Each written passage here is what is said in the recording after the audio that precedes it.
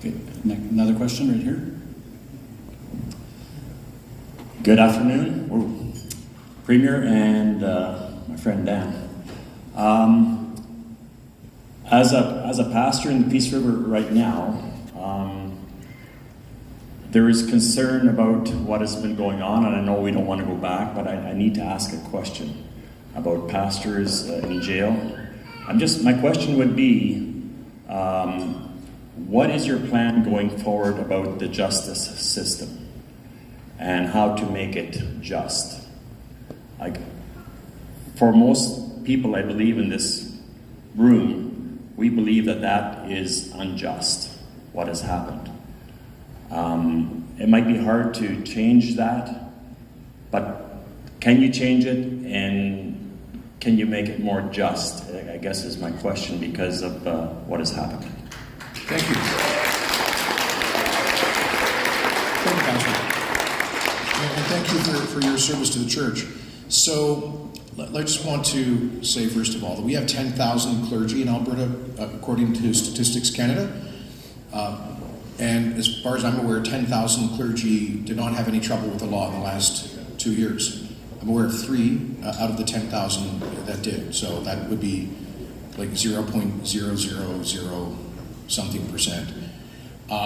So I don't think we should see this as a general issue. The vast fact is, well over 99% of places of faith and worship managed to get through the past 2 years their own way. I think most of them making an effort to keep their congregants and their community safe. In the case, I'm aware of 3 cases where individuals, for their reasons, that's for them to explain, decided that they wanted to become a very public, attract a lot of attention to total non-compliance of any aspect of any public health measures. And one more recently has been charged with incitement involving connected to a group, 4 of whom are now facing charges for conspiracy to commit murder. These are serious charges. I'm not saying that individual is, but he was speaking to people allegedly in language that consisted of incitement. So that is a difficult matter. On all of these things, I am, when you ask about the justice system, it is the justice system. We have an impartial system of justice where elected officials cannot, must not, will not interfere in the decisions that are made by judges. If I were to pick up the phone and call a judge and say, I disagree with your decision, you should give so-and-so bail, you should drop charges against someone, you should not issue this injunction, you should repeal that injunction, then that's no longer a democracy characterized by the rule of law, but that is a kind of dictatorship where a politician is instructing an independent court about how to apply the law. So you're asking me, there's no easy answer to your question. We have an independent judiciary, and that is an essential principle of our system. I find all of this incredibly regrettable, given that Alberta was the only province in Canada that did not have extended closures of places of worship as a matter of public health policy. There were constraints. I know they were difficult, but the reality is, where I go across the province, generally pastors and clergy come up to me to express gratitude for Alberta having been the only province not to have done that as a matter of policy. So I find it really sad, very regrettable. I cannot speak to the decisions that those 3 out of 10,000 individuals made.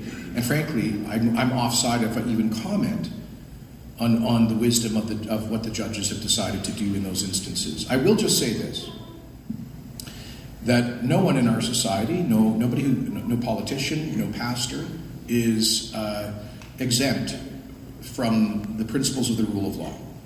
And so I don't think any of us want to live in a society where somebody says, hey, I'm exempt from the law because of my position. That's not consistent with our system. So I could stand up here and give you the easy, politically popular answer, but I'm giving you the honest answer, which is I cannot cross that huge line. Frankly, if I do so, if I stand up here and start pontificating about what decisions I think judges should make, then my very next step has to be to meet with the Lieutenant Governor and resign.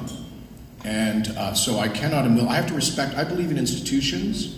I believe in in respecting those institutions. Doesn't mean I agree with every decision that's made, either by the individuals or by the courts, but my powers are not total because we don't live in a totalitarian society. My powers are limited, and so if you disagree, I will just finally say this, that anybody who's facing a charge, an application for an injunction, a bail application, whatever it is, we all have the rights to natural justice, due process, the presumption of innocence, competent legal defense, and those are critical parts of our system to protect, and access to constitutional protections as well. So that's the best I can say to you. I do regret that out of 10,000 we've had these 3 cases, and I hope very much that they get resolved in a good way.